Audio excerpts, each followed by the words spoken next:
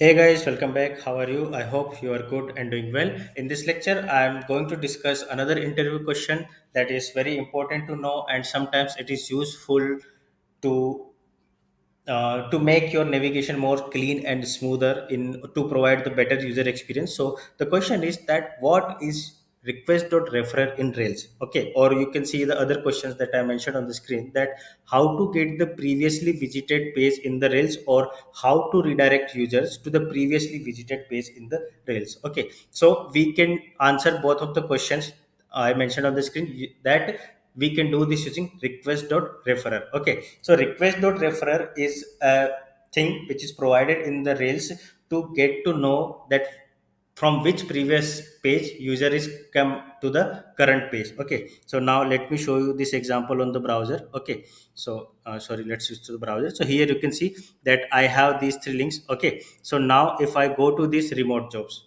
okay, I clicked here. Okay, so now let's go to apply to this job. Okay, so here you can see that this is my page, and here I have two link apply to. This is the submit button, and this is that not now. Okay, so now what will happen, that if I click on the not now, okay, you will see that it will redirect me to the jobs page. Okay, so here you can see that we have total of 1000 jobs. Okay, but what was my original page which I'm coming from, that this is the remote jobs. Okay, so now if I click on the remote jobs, okay, and if I click onto this button, okay, so when I click on the not now, it should not take me to the jobs path. Instead, it should take me to the this path which is I am doing from here. Okay, so this should take me at this page. Okay, so let's fix this. So what is happening right now, if I click on the not now page, because it will give me to the jobs index page. Okay, so now we need to change this implementation using the request.referrer. Okay, so now let's click here. Let's implement that. So here you can see not now is now right now redirecting on the jobs path. So here what we can do, request.referrer. Okay, and now let's go to the browser, refresh the page, go to the remote jobs, and apply to this job. Okay, so now when I click on the note, now you can see that the URL is showing in the bottom left is localhost 3000 slash jobs comma type equal to remote. Okay, so if I click on the note now button, it will take me to the remote job space. Okay, and similarly we can try this thing on other page as well. For example, let's go to the on-site jobs. Okay, so if you click on this and click on this apply to this job, and now if you click on the not now, it will take you on the previously visited page. Okay, so this is a better user experience, because everybody wants to go back to the previous page or previous action that he has taken. So in that case, we need to use request.referrer. Okay, now let me tell you few more important things that are related to request, and that might be interesting for you and good to know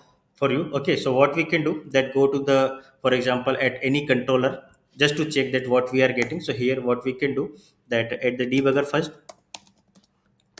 Okay, you can click on the debugger, and now click on this apply button. So here you can see that on the terminal we have some debugger. Okay, so it has halted the execution. Now check that what we are getting in the request.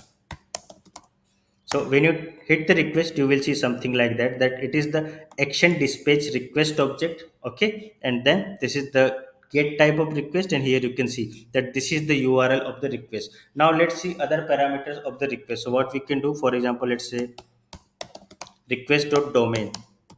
Sometimes you might need to check that what are the domains of the request. So you can see domain is the local host, and the other thing that you can check that request.referrer.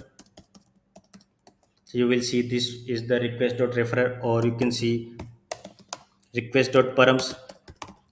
You can see that these are the param job ID, controller, and action.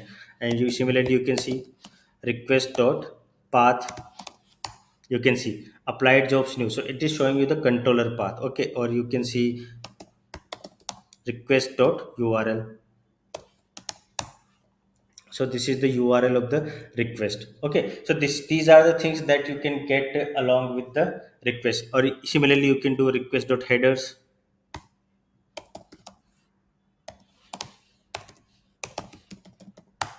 You can see that this is the request dot headers. Okay, and here you will get the type. And now if that request is of a type, let's say post, then you can see, check the request dot body as well and other parameters as well. So this is how you can play with the request coming onto your controller of controller action in the Rails. Okay, so I hope you like that. So the main point was to understand this thing, which is the request dot referrer. Okay, so what we need to do, that what we need to understand, that this is used to identify the previous page from which user come to the current page, or what was the previous page visited by the users, and that's why we use the request dot referrer. Okay, the other thing, that sometimes request dot referrer can be nil as well. Okay, for example, go to let me do this.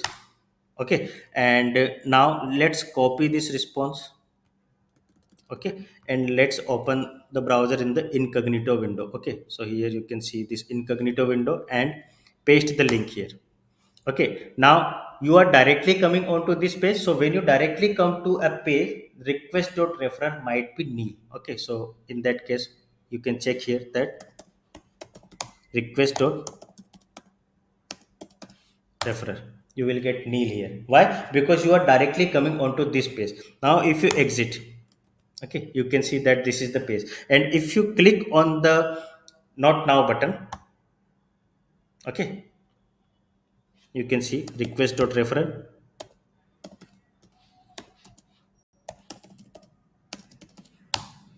This is the request dot referrer, and now if you exit, you will see some error. Why? Because we are not getting any params into the data. So the basic question, so ultimate the thing is that sometimes request dot referrer might return nil if you directly come to the page. In that case, you can do some handling.